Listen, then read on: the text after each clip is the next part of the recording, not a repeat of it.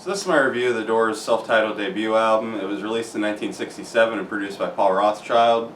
And I guess, so I'm going to talk a little bit about like how I got into the Doors. It was around like probably 2006 or 2007 that I started listening to them. At the time I was really into Pink Floyd and had just kind of discovered the Syd Barrett years. And so I was getting really into that. Was listening to Piper a lot, and I was talking to one of my aunts one day, and we were talking about old music, and she was like, "Oh, have you ever listened to the Doors?" And I was like, "No."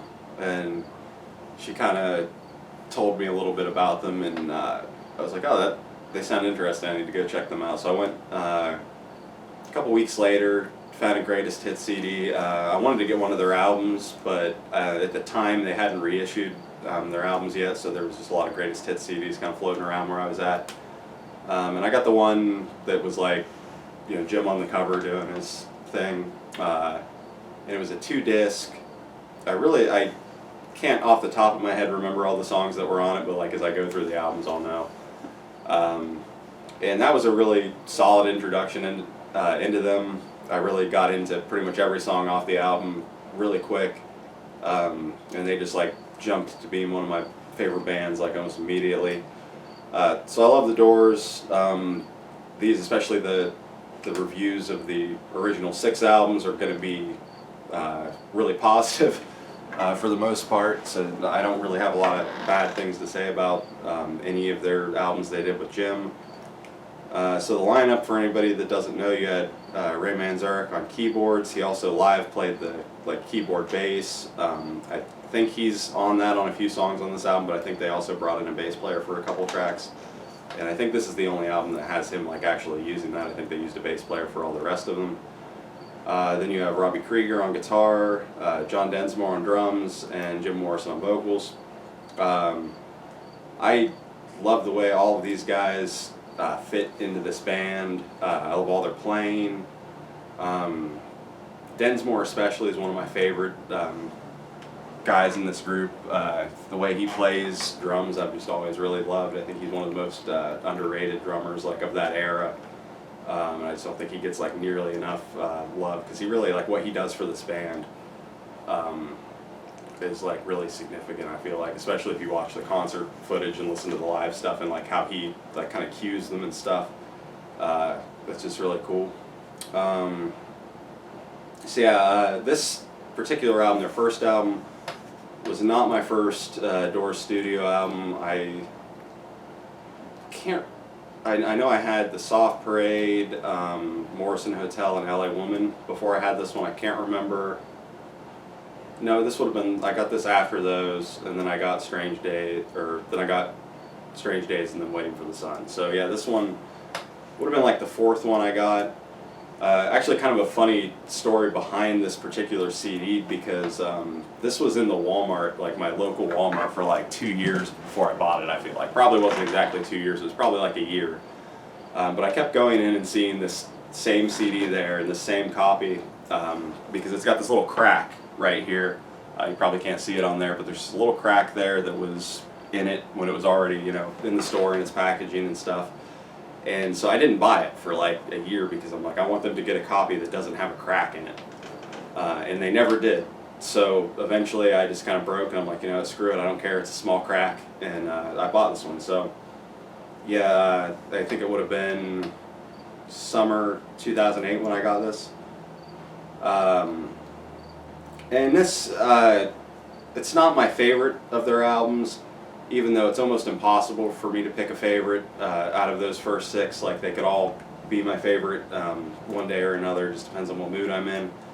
But this one, it's just such a solid album, such a great debut album.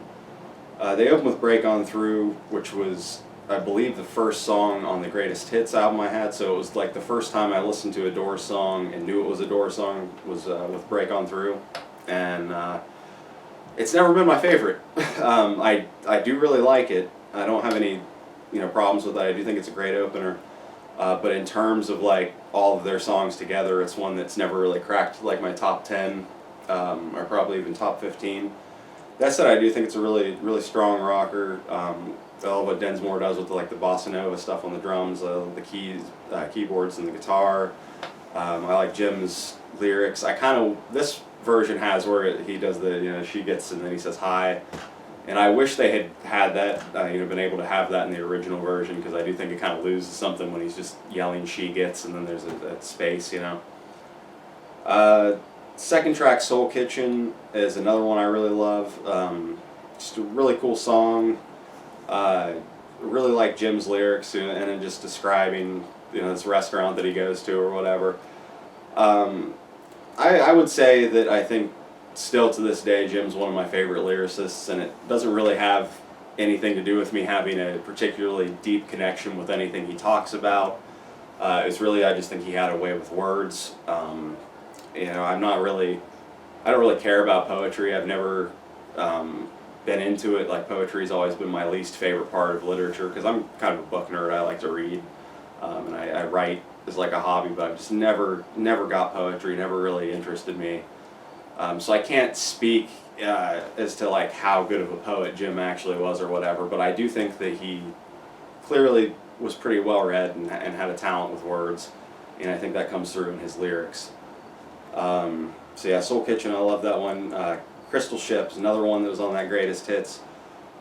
This really slow, kind of dark ballady song. This one took a little while to grow on me, because at the time I just wasn't really too into slow songs. But I really love this one now. Just such a cool atmosphere that this song creates, which is really I think something that these guys do so well, because at the time I got into them, I was getting really into the psychedelic music, more through the Piper at the Gates of Dawn and like Cream Disraeli Gears type of music. And so I was listening to the more like, sunshiny, happy, gnomes and scarecrows type of psychedelic music, and then the Doors come in, with like Crystal Ship, and when the music's over and the end and all this, dark snakes and lizards and things, and just a completely different type of atmosphere, but still capturing the kind of trippy, spontaneous, experimental vibe of the music that I love so much, but just in a completely like different direction. So that was one of the reasons why I think they appealed to me so much. Crystal Ship, just a great song. Fourth track, 20th Century Fox. A little bit outdated now. I guess it should be 21st now. But yeah, this is another great track, really catchy. One of the ones I wasn't familiar with going into this album. Fifth track, Alabama Song, is one of the covers, Brecht and Vile. This one's kind of grown on me. This was on the greatest hits, and I wasn't the biggest fan of it, kind of going into it, because it's got the kind of the German oompa music kind of sound. But it's grown on me. I like it a lot now. I like kind of the weird, creepy carnival atmosphere of it. So yeah, that one took me a while to get into, but now I view it as a highlight. The next track, Light My Fire, probably, I guess, like arguably the most famous song off here. This was the second track on the Greatest Hits album I listened to, so it was like the second Doors song that I really listened to, and immediately I loved that keyboard intro. That like caught my attention the first time I heard it, and I always liked this song, but it took me a while to get into the solos in the middle, because just when I was getting into this band, I wasn't into instrumentals. I really didn't care about that kind of thing. But now I love the solo. Now I'd never, think about skipping it. Both the keyboard solo and the guitar solos I think are really great and just really integral to the whole song. And this was, mostly written by Robbie. Jim just added, I think, the funeral pyre line. And really, I think Robbie is kind of the underrated songwriter of this band, because he wrote a lot of really good stuff for them. They credit everything to the Doors, like on this album, and so I think it's like kind of like, I don't really know who was coming up with all of the ideas on some of the stuff, but I know that some of their songwriting was like Jim would bring in poems, and then they would add stuff to it, and then like sometimes Robbie would bring in stuff.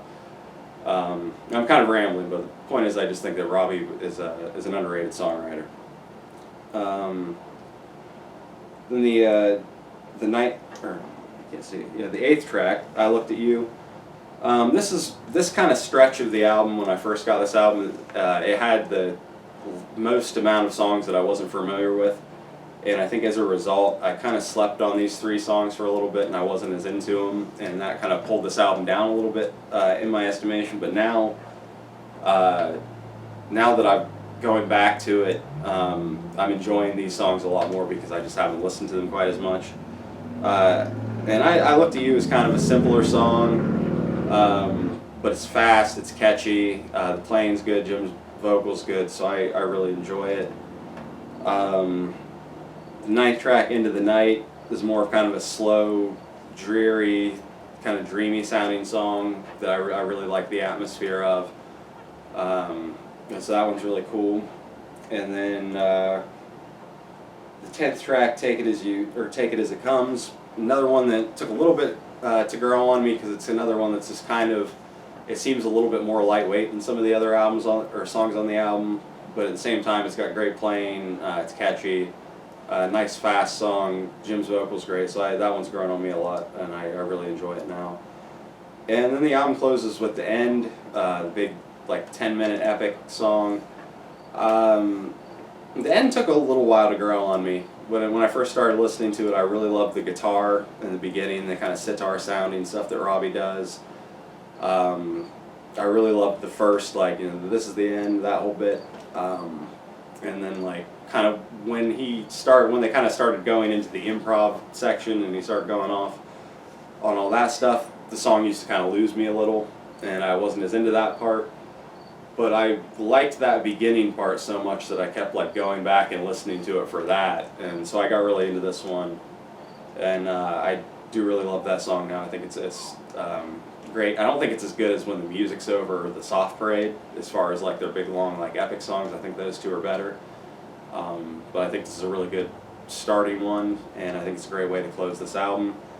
My CD has a couple bonus tracks on here, 2 different versions of Moonlight Drive and a version of Indian Summer. Not really anything that substantial, but I don't know, it's kind of cool to have them, I guess.